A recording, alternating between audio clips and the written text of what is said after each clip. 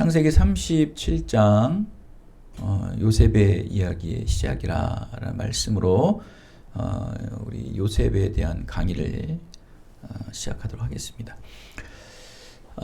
창세기 31장은 이스라엘 민족의 시작인 바로 야곱과 그의 사랑하는 아내 라헬 사이에서 태어난 요셉의 이야기의 시작인 것입니다. 요셉은 이스라엘 민족의 시작인 야곱의 자손들이 하나님께서 예비하신 애굽 땅으로 들어가는 아주 중요한 연결고리의 역할을 하는 사람이 바로 요셉이에요.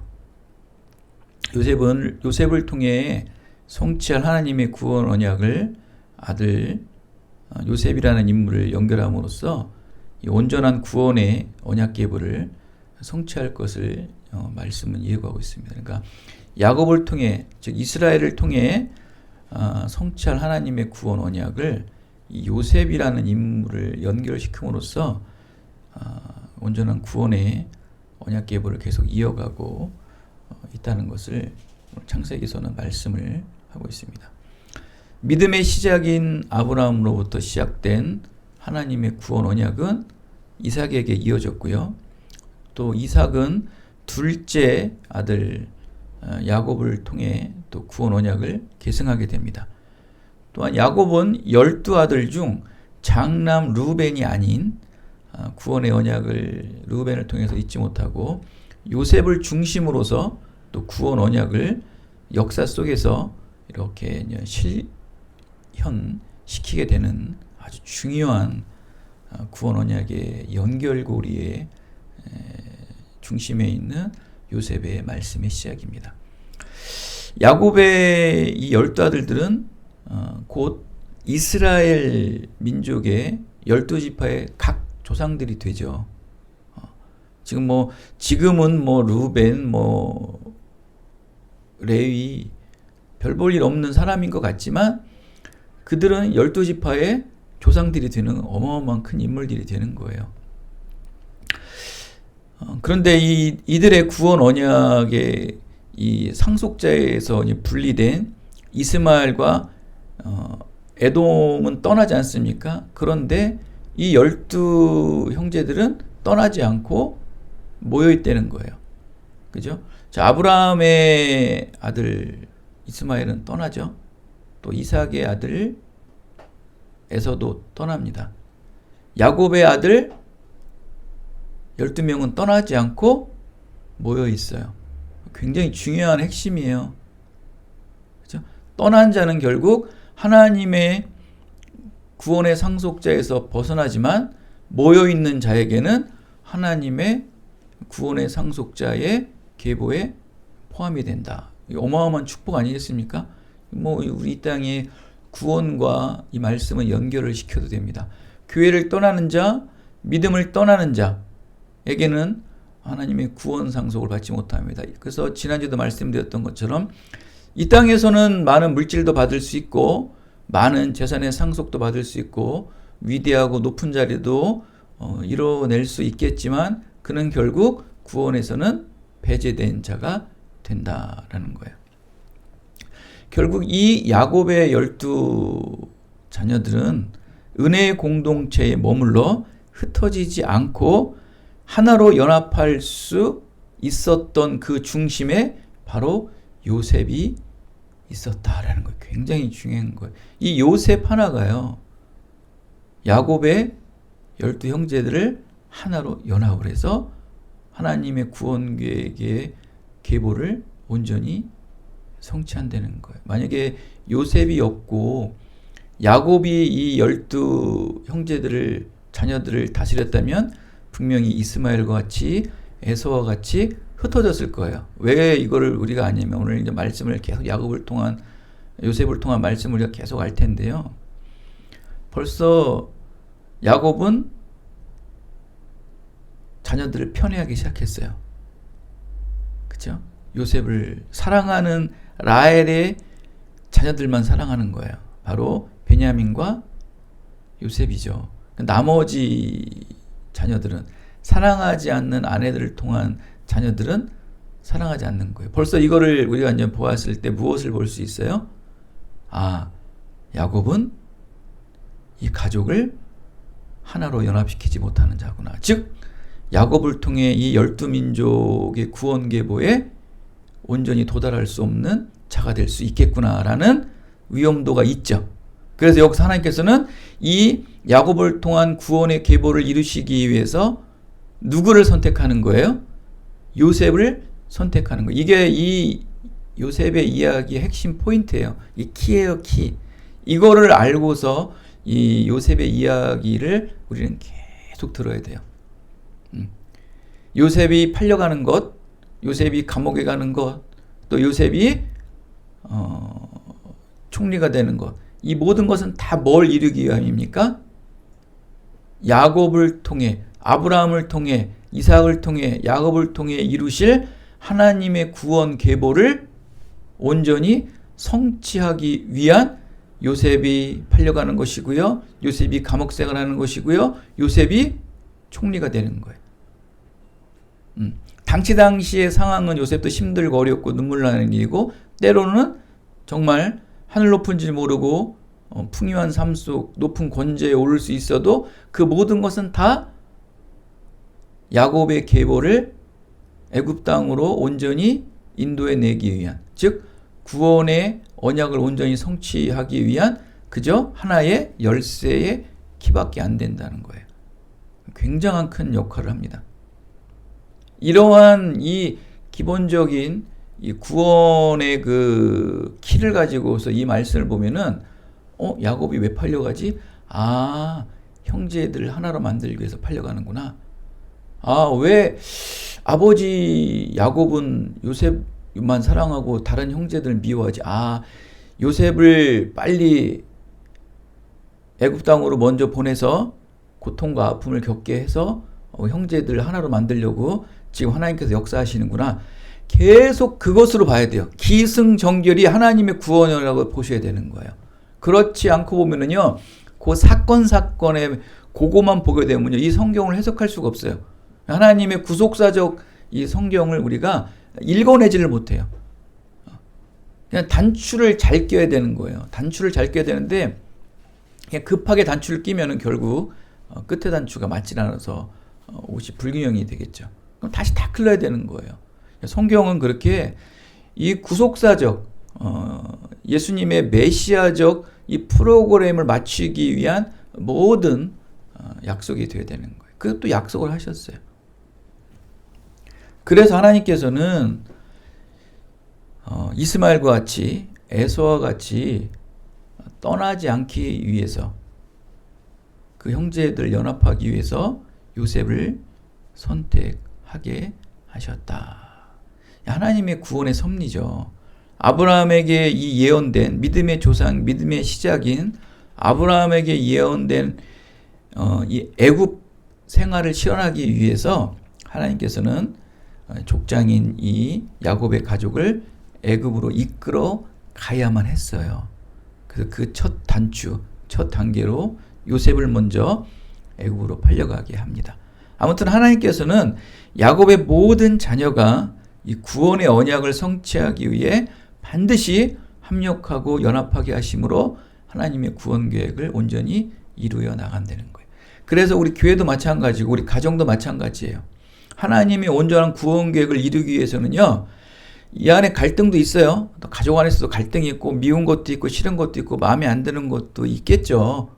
다 좋을 수는 없습니다. 아무리 혈통이라도 또 믿음의 성도들이라도요, 불만도 있고 불평도 있고 원망도 다 있어요. 오늘 야곱의 가족들을 보십시오. 루벤, 레위, 또 아버지 야곱, 자식들과의 갈등 얼마나 많습니까? 그쵸? 이걸 뭐 꺼집어내면 말도 못하게 되는 거예요. 여러분, 설교가 어렵습니까?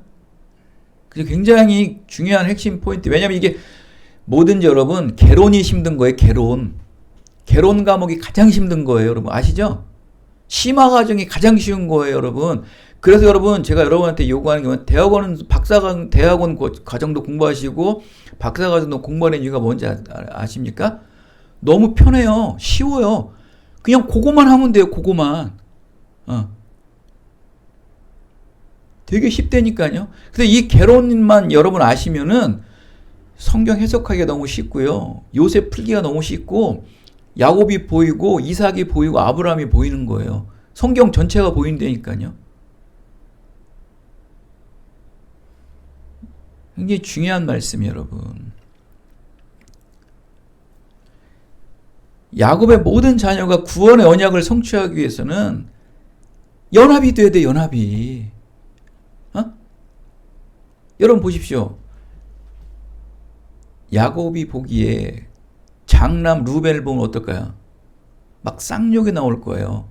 저 녀석 내 말 안 듣고 세겜에서 사람들 몰살시켜가지고 요모양 욕골을 만들어 놓고 저 녀석 내 부인을 비라를 겁탈해가지고 망령된 행위를 한 저 루벤 집에서 매일 보는 거예요. 죽일 놈 같을 거 아니에요. 그죠? 여러분 자기 첩을 통관한 사람 아닙니까? 아들이 요즘 현 시대로서 뭐 상상이 안 되는 일이죠. 근데 그 자녀를 집안에서 매일 보는 거예요. 욕 나와요, 안 나와요? 근데 연합하고 있어요. 이거 못 살아요, 여러분. 여러분 싫은 사람 지금 상상해 보십시오. 군대에서 싫었던 그 고참들, 쫄따구들 생각해 보십시오. 걔랑 같이 밥 먹기도 싫고 내 방 안에 같이 있기도 쉽지 않죠. 마음에 안 드는 내 강의실에 있다고 생각해 보십시오. 아우 저 인간 또 봐야 돼? 빨리빨리 상상해 보세요. 그거는 여러분 야곱이 루벤을 보는 입장과는 비교조차도 안 되는 거예요. 여러분 또 루벤은 또 얼마나 또 창피할까요? 그런데 하나님께서는 연합하게 만드시는 거예요. 이게 야곱이 이걸 목 다스리니까 아들 요셉을 선택해서 너희 가정은 무너지면 안 돼. 너희 이 신앙의 공동체는 흩어지면 안 돼. 너희들은 에서와 이스마엘과 달라. 밉던 곱던 같이 있어야 되라고 연합시켜 놓는 거예요. 그러기 위해서 누구를 선택한 거예요? 요셉이에요. 야곱 넌 안 되겠다. 나이가 벌써 이때 108세가 됐어요. 야곱은. 나이도 많고 또 너무 한쪽으로만 치우쳐져 있었던 거예요. 그러다 보는 진짜 이스마엘과 같이 에서와 같이 루벤도 떠나고 왜 성격이 급하잖아요. 루벤이. 그죠? 세겜 사건을 보십시오. 흩어질 것 같기 때문에 안 되겠다. 이 가족을 온전한 구원을 이루기 위해서는 빨리 한 사람을 선택해야겠다. 그게 요셉이에요. 이게 요셉의 시작이에요. 굉장히 중요한 요셉이에요. 요셉이 우리는 늘 뭐만 강조합니까? 애굽에서 총리가 돼가지고 호요식하면서 하나님의 온전한 은혜 안에 머물다 보니까 이렇게 총리도 되고 세계 유명한 사람이 됐다라고 싶고 여러분도 그렇게 되고 싶어 하지 않습니까? 그렇게 된 이유가 뭡니까? 구원의 가족을 연합시키고 애굽 땅으로 온전히 인도하게. 그거밖에 없어요, 여러분. 그거 아니면요 야곱을 그렇게 뭐 총리까지 시킬 이유가 없어요. 그래서 여러분에게 늘 강조하는 얘기가 또 얘기하지만 잔소리같이 얘기하지만 여러분이 이제 잘 되고 높아지는 이유는 무엇입니까?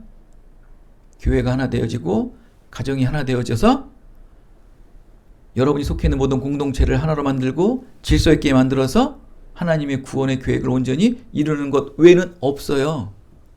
그러기 위해서 하나님께서 여러분을 물질을 채워주시고 높은 자리에 높여주시고 좋은 사람 만나게 해주시고 평안의 길 걸어가게 하시고 때로는 괴롭고 힘들 때도 오직 하나님의 믿음 안에서 이겨나가게 하시는 거예요. 꿈꾸게 하시고 비전 갖게 하시는 거예요.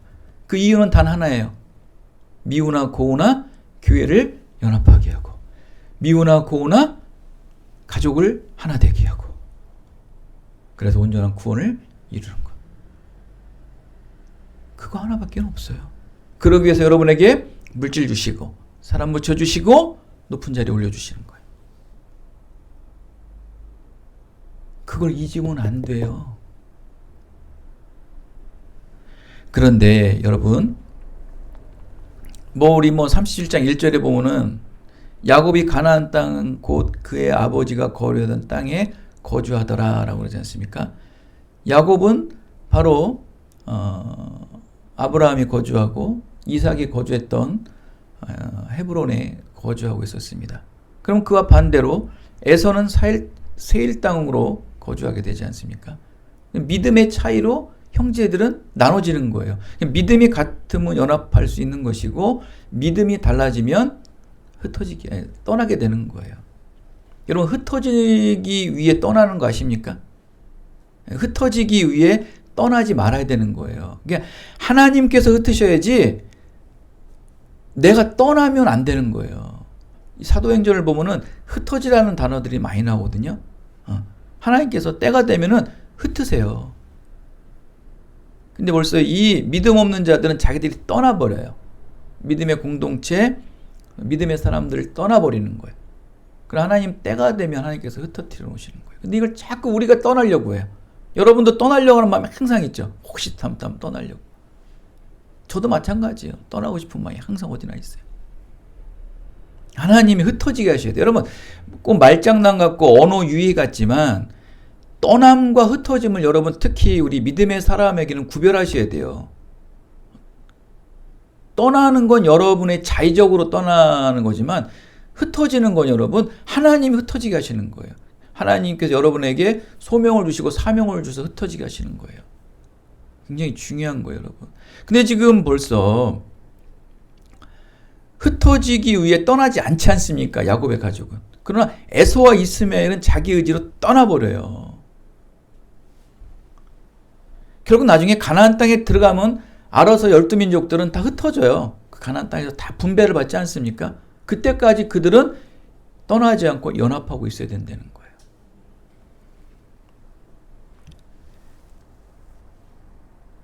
이 절을 보십시오. 야곱의 족보는 이러하니라 그래요. 야곱의 족보는 이러하니라 라면 딱 시작과 동시에 첫 시작이 누가 나와야 돼요? 루벤이 나와야 되는데 마치 야곱 족보의 가장 시작을 누구라고 얘기합니까? 요셉이라고. 마치 요셉이 야곱 족보의 선두로 나온다는 거. 장자인 루벤의 입장에서는 기분이 썩 좋지는 않을 수도 있습니다. 누가 보면은 야곱의 아들은 오직 요셉뿐인가 라고 밖에 볼 수 없을 정도입니다.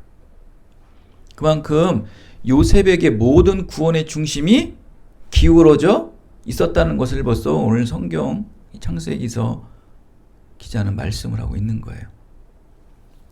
그도 그럴 것이 세겜 땅에서 벌어진 대참사, 또 아까도 말씀드렸던 비라와의 통침, 뭐 이런 여러 가지 사건들을 보면서 장자 루벤이 벌써 눈밖에 벗어났겠죠.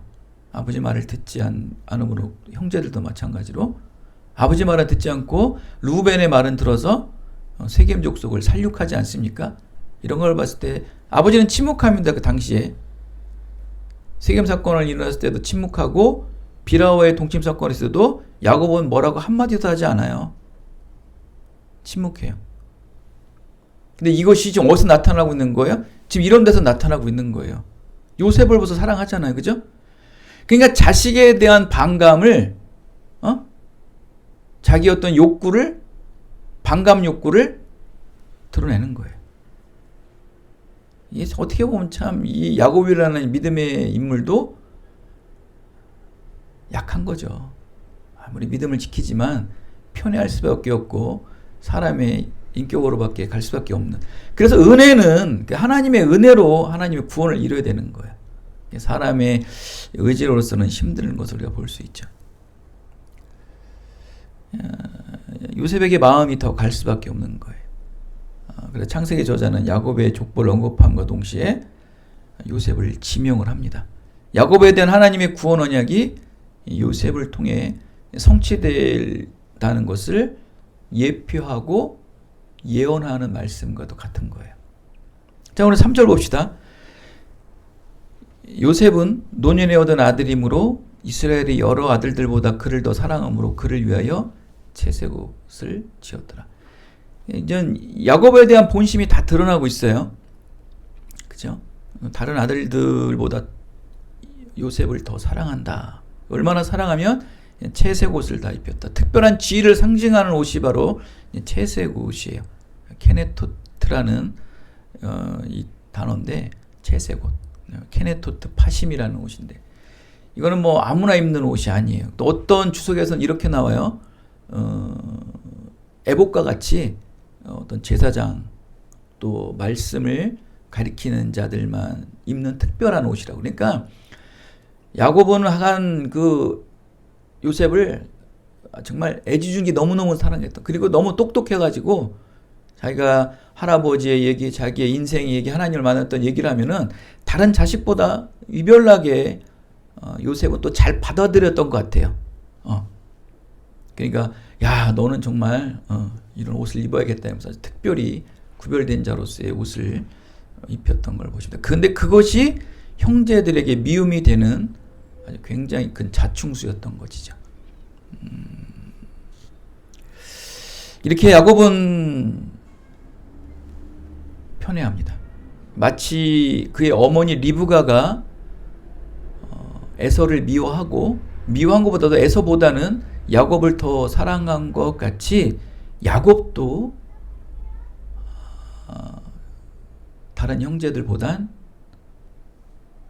요셉을 더 사랑하는 것을 보면 알 수 있어요. 자, 이렇게 보면 좀 흘러요. 그런 것들 보면. 그런 걸 보면서 야곱이 좀 반면교사를 삼아야 되는데 그렇지 못한 것 같습니다.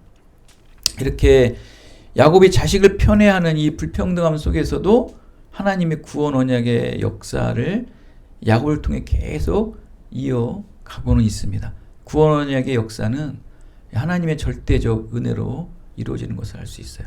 야곱의 이러한 모습을 보더라도 하나님의 구원은 이어가요. 바로 요셉에게 이어가서 하나님의 구원 언약은 이루어요. 야곱이 이제 못 이루는 거예요. 나이도 108세가 되고 도저히 이 가족들 하나로 먹을 수 없는 거예요. 왜냐하면은 사람의 인성을 가진 야곱이라 자기 부인을 동침하고 자기 말을 듣지 않아서 세겜이 어마어마한 참사를 일으킨 그 자식들을 보면서 도저히 이게 안 되는 거예요. 이게 사람이라는 게. 그러니까 하나님께서는 그런 걸 이해하시고 요셉으로 넘어가 버리는 거예요. 야곱을 통해서 구원을 안 이룬다는 게 아니에요. 이어는 가는데 그것을 요셉을 통해 이루게 하시는 거죠. 또 나이도 많고 또 이러한 편애하는 마음도 갖게 하셔서. 그러니까 사람이라는 것은 이렇게 불완전한 상황들이 있어서 온전한 구원을 이루지 못할 때가 있다는 거예요. 한쪽으로 치우칠 때가 있다는 거예요. 그때는 하나님의 다음 사람들 통해서 또 다른 방향편을 통해서 이루어 가시는 거예요. 떠나시는 게 아니에요. 요셉을 떠나는 게 아니에요. 야곱을 떠나는 게 아니에요. 버리는 게 아니에요. 여러분도 보면은 구원의 은혜를 이뤄가네, 언약을 이뤄가는데 뭐 여러분도 인간인지라 부족한 것도 있겠죠. 뭐 저도 마찬가지, 여러분도 마찬가지입니다. 또 많은 믿음의 현재 인물들 보면 뭐 큰 교회 목사들도 보고 뭐 여러 사람들 보면 다 부족한 게 있지 않습니까? 다 완벽하진 않아요. 그런데도 하나님은 그를 버리는 게 아니고 다른 사람을 통해서 아니면 다른 방향을 통해서 다른 길을 통해서 구원의 계보는 이어가고 있어요, 여러분. 그래서 여러분 결코 사람의 어떤 성정으로 구원을 이루려 하시면 안 돼요. 내가 믿음을 지키고 새벽 예배를 하고 주일 성수를 온전히 하고 예배를 지킨다. 이거로 인해 가지고 구원을 이루려고 하는 여러분의 그 신념 굉장히 위험한 거거든요. 그렇죠? 그 신념이에요. 그 믿음이 아니에요, 여러분. 종교의 신념이에요. 그렇게 가는 경우가 많아요. 그럼 굉장히 조심하셔야 돼요.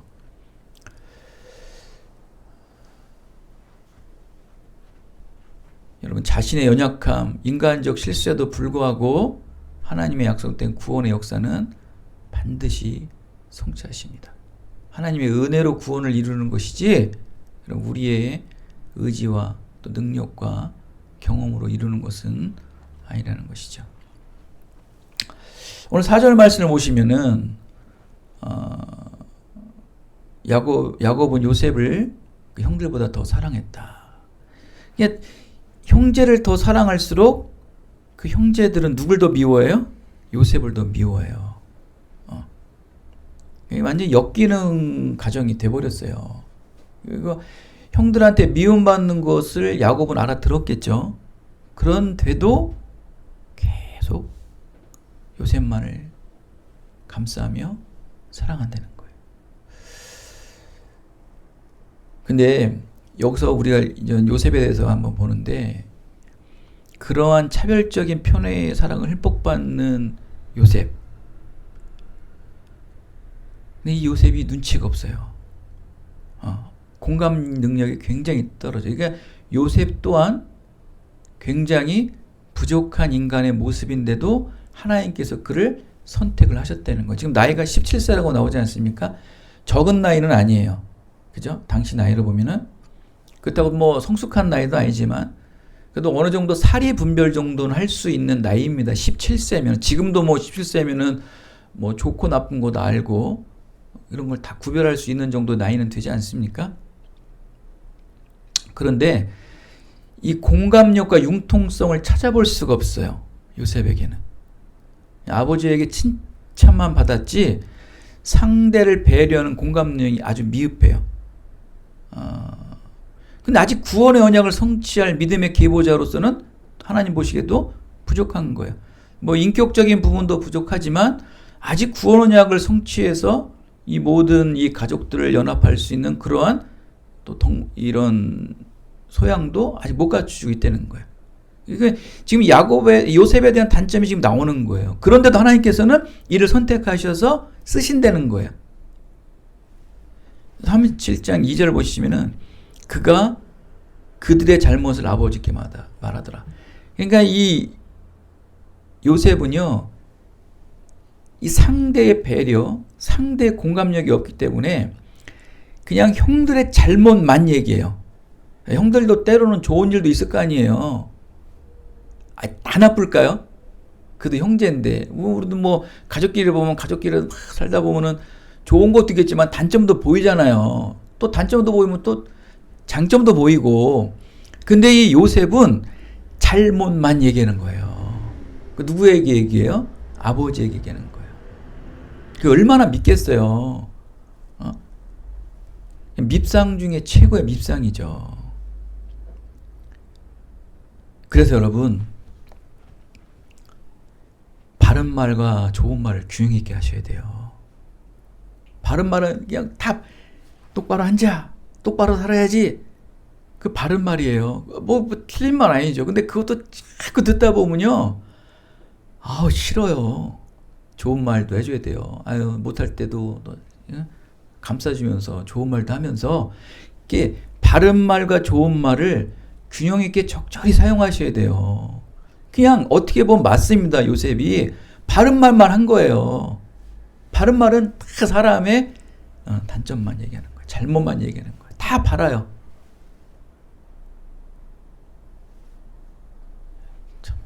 요셉을 보십시오. 굉장히 부족한 사람이었다는 거예요. 사람의 공감력도 없고. 지금 어때요? 야, 이런 사람이 과연 총리를 할 수 있을까? 야, 이러니 앞전에 20년의 시간 동안 노예 생활도 하고 감옥 생활도 하며 수많은 아픔도 겪어야 되는 거예요. 사람이 이렇게 하나님의 사람이 되기 위해서는 많은 인격들, 가시 같은 모든 인격들이 다 잘라져 나가고 다 해지고 달아져야 돼요. 그래 모든 것을 포용할 수 있는 거예요. 여러분도 그러니까 너무 자기 열심을 갖고 너무 과하게 주장하는 것은 상대와 대립쓰기에 딱 좋다. 항상 얘기하지만 맞아요. 여러분 말이 맞고 다 맞아요. 틀린 거 아니에요. 근데 그것이 세상 사람들에게 그렇게 자꾸 바른 말을 자꾸 하고 바른 행동을 하다 보면은 자꾸 적만 쌓여요. 적. 자기와 대립하는 사람들만 생기게 되는 거예요. 그러니까 적절하게 사용을 하셔야 돼요. 근데 여러분 보십시오. 근데 이게 나중에는 여러분 종교적 열심까지 이게 변질되잖아요. 결국 예수님을 십자가에 못 박습니다. 무서운 거예요, 이게. 사람은 온전하지 못한 거예요. 이렇게 너무 바르게만 직진하면요, 결국 그런 자들이 율법주의자가 돼서 예수님을 십자가에 못 박지 않습니까? 무서운 거예요, 여러분. 그러니까 균형감 있는 신앙이 얼마나 중요한지 아십니까? 그냥 균형감 있는 신앙을 이루기 위해서 이 바른 말만 올곧게 하는 요셉을 20년 동안 돌리는 거예요. 이런 걸 봤을 때 루벤 형이 뭐 형제들이 잘못한 것도 없어요. 다 하나님의 구원 언약을 이루기 위한 시나리오를 그냥 그들이 써내려가는 거예요. 그때서 그들이 구원에서 벗어난 자가 됩니까? 어떻게 보면 구원을 위한 협력자들이 되는 거 아닙니까? 따지고 보면 그 사건들 하나하나 보면은 나쁘고 죄질이 아주 심하지만 아주 오묘하고 교묘한, 정말 오묘할 정도로 하나님께서는 요셉을 구원의 사람으로, 계보자로 성취하는 걸 보십시오. 놀랍습니다, 여러분. 여러분도 부족해요. 부족한데 하나님께서 여러분을 고난의 또 광풍의 길로 가게 하시는 것은 지금 뭐 하시는 거예요? 인격이 부족한 모든 부분들을 연단하시는 거예요. 구원의 정점은 하나님께서 이미 이뤄 놓으셨어요. 여러분들 통해서 하나님의 영광을 외치고 이루고 성취하는 것은 이미 이루어졌어요. 하나님 선택하셨는데, 그런데 이 땅에서 이루어져야 되잖아요. 여러분들의 구원의 온전한 성취는 지금 하늘나라에서는 완성이 됐어요. 근데 이게 이 땅에서 이걸 이뤄야 되잖아요. 근데 여러분의 인격, 그 육신이 너무나 부족한 게 많은 거예요. 그거를 여러분 자꾸 갈고 자르고 마모시켜야 되거든요. 그러려면 고난이 있어야 되고 역경이 있어야 되고 때로는 쓴소리도 들어야 되는 거예요. 그런 걸로 갈리고 해지고 잘려져 나가야지만 요셉과 같이 온전한 구원의 계보를 일궈 나갈 수 있고 많은 사람들을 가나안 땅으로 이끌어낼 수 있는 역사가 일어나는 거거든요. 그러한 마음으로 여러분 지금의 어떤 역경들, 고난들을 내가 아직 부족하구나. 끊임없이. 그리고 완벽할 수는 없어요, 우리도. 완벽한다는 건 불가능하죠, 이 땅에서는. 이렇게 요셉은 17세로 아직은 신앙과 인격이 많이 미숙한 상태였던 거예요. 그런 부족한 요셉의 조건을 다 알고 계시면서도 하나님께서는 구원의 언약을 위해 요셉을 선택하셔서 20년 동안 푹 숙성을 시킵니다. 속된 말로 고생 개고생을 시키십니다. 그래서 아주 성숙한 인격까지도 세우고, 다윗은 안 그렇습니까?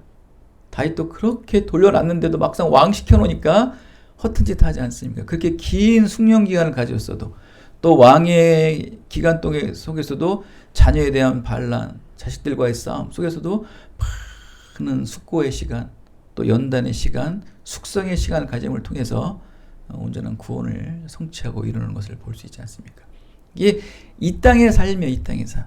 이 땅의 삶은 구원을 받은 자나 받지 못한 자나 늘 질고 아픔과 슬픔과 눈물 속에 겸해서 살아갈 수밖에 없는 게 이 땅의 삶이에요.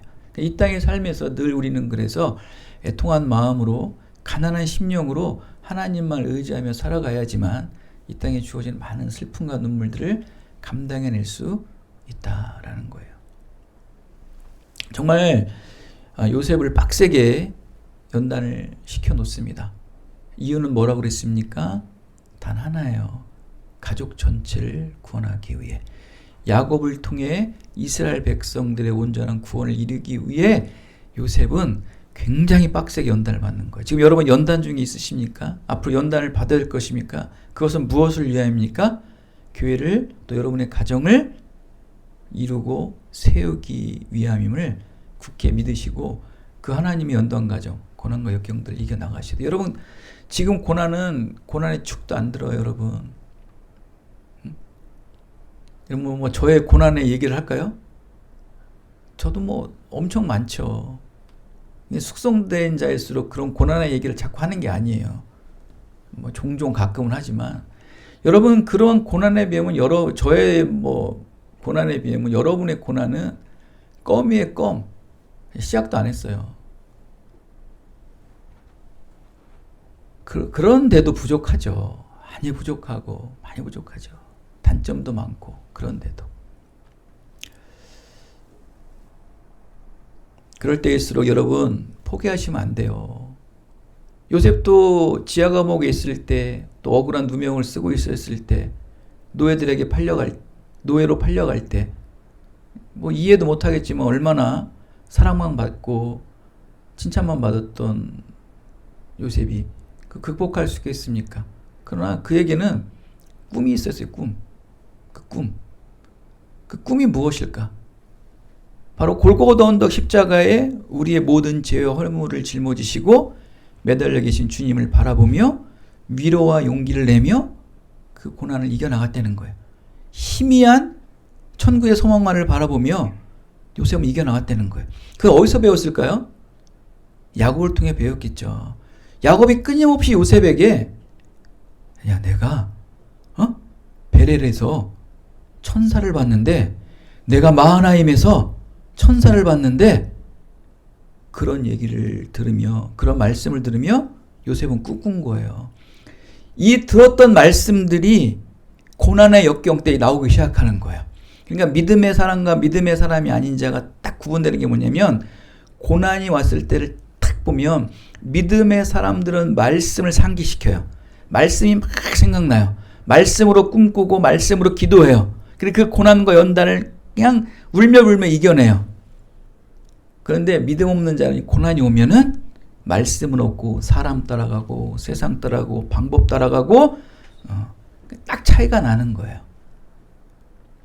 근데 지금 요셉에게 고난, 나는 17년 동안 그냥 너무 좋은 것만 받았잖아요. 우리 아들 채색 옷을 입고 사랑받고 칭찬만 받은 요셉에게 상상치도 못할 어마어마한 고난이 온 거예요. 노예로 팔려갑니다. 이 땅도 아니고 타국에 가서 삽니다. 상상도 못할 고난이 오는 거예요. 그 돌아가신 우리 아버님도 얘기하셨잖아요.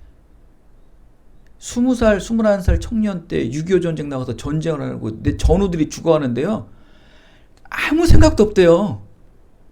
그냥 편안하게 학교 다니고 풍요하게 살다가 그냥 어느 날 갑자기 전쟁터 나가지고 사람 팔다리가 잘려 나가고 죽는 모습을 보고 아무 생각이 안 난대. 아무 생각이. 그냥 살아야겠다는 생각. 요셉도 마찬가지예요. 평안한 일상을 살다가 상상도 못할 어마어마한 고난이 오는데 감당이 안 되는 거예요. 그런데 그 중에 꿈을 꿔요. 그런데 그 중에 소망을 봐요. 말씀. 이게 들었던 말씀이 생각나게 되는 거예요. 이 놀라운 일들이 일어나는 거예요. 이게 말씀의 능력이고 말씀의 역사고 말씀의 성육화가 여러분의 인생 삶에 드러난다는 거예요. 지금은 몰라요. 고난이 와봐야 알아요. 누구도 돕지 않는 고난이 와보면은 그때 정말 내가 믿음의 사람인지 믿음의 사람이 아닌지가 아주 올곧이 드러나요. 이 고난 속에서도 희망의 메시지를 보느냐 아니면 절망의 메시지를 보며 죽음만 바라보느냐. 한 예로 저는 막 몰아치면 더 새 일이 생겨요. 참 희한해. 막 몰아만 치면 저 단점이자 장점이에요. 몰아치면 막 뭐가 막 벗어나기 위해서 더 해요. 저는 이런 생각도 해요. 지금 야 어차피 빚져서 우리 집 저기 전세 놓을 집 인테리어 하는데 에이씨 돈 더 빚내가지고 교회 인테리어 되자. 막 그런 생각도 해요. 그 전에는 생각도 안 나게 뭔 일만 터지면 더 새 일이 생각나는 거예요. 뭘까요? 늘 말씀으로 꿈꾸고 늘 말씀 앞에 붙잡혀 있고 늘 기도에 붙잡혀 있는 자는요. 고난과 역경 내가 상상하지 못한 일 앞에서도 하나님의 소망을 보더라. 여러분도 그렇게 되시길 바랍니다. 모든 것을 참으며 모든 것을 믿으며 모든 것을 바라며 모든 것을 견뎌내시기 바랍니다.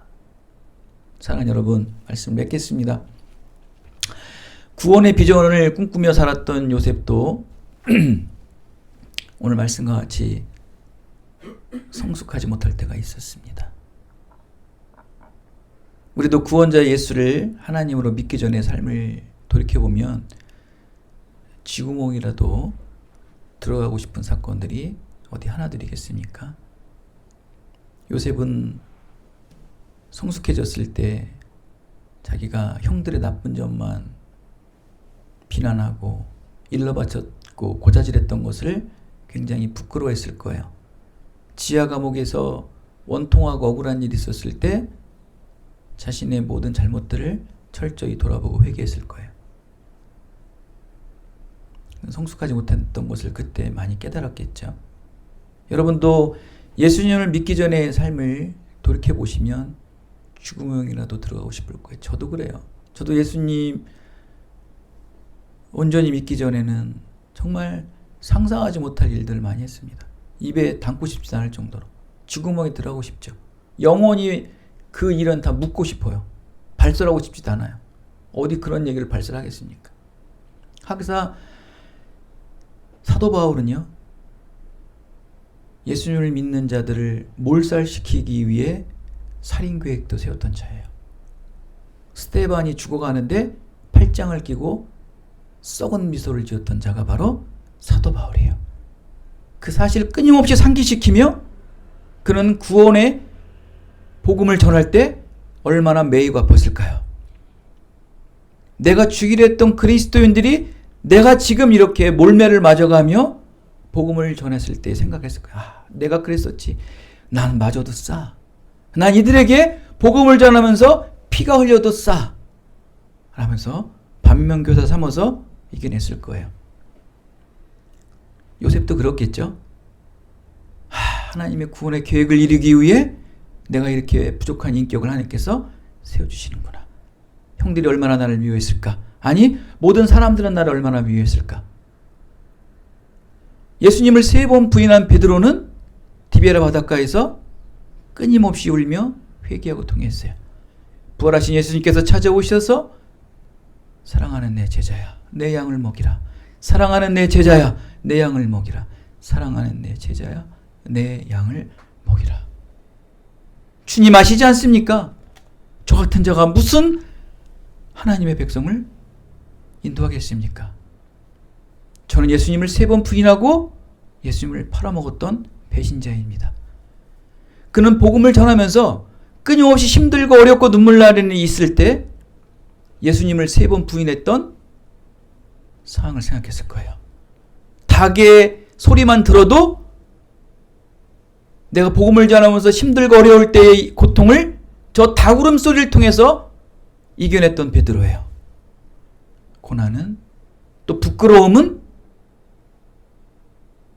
우리의 구원을 이루기 위한 큰 장점이 되는 거예요. 때론 그것이 우리에게 단점이었지만, 하나님을 믿기 전에 우리가 저질렀던 모든 악행들, 생각들은 단점이었지만, 그것이 복음을 전하기 위한 우리의 가난한 심령, 애통한 심령을 부르짖고 외치기 위한 장점이 되고 특화가 될 수 있다는 것입니다. 사랑하는 여러분, 그러기 여러분, 고난 중에 구원의 비전을 꿈꾸십시오. 아픔 중에, 슬픔 중에, 눈물 중에 요셉과 같이 구원의 꿈을 꾸셔야 돼요. 그러기 위해선 지금 말씀을 묵상하세요. 지금 예배에 전념하세요. 눈물로 기도의 끈을 붙잡으셔서 이 땅에 살아가면서, 앞으로 남은 이 땅의 삶에 살아가면서 수없이 밀려올 눈물과 고통과 아픔과 외로움 속에 지금 여러분이 기도했던, 지금 여러분이 말씀 묵상했던, 지금 여러분이 예배드렸던 그 힘으로 살아가고 이겨나가고 승리하셔서 많은 사람들에게 구원의 복음을 선포하고 외치고 성취하는 여러분의 인생의 삶이 다 되시기를 예수 그리스도의 이름으로 축원드리겠습니다. 하나님 감사합니다. 오늘도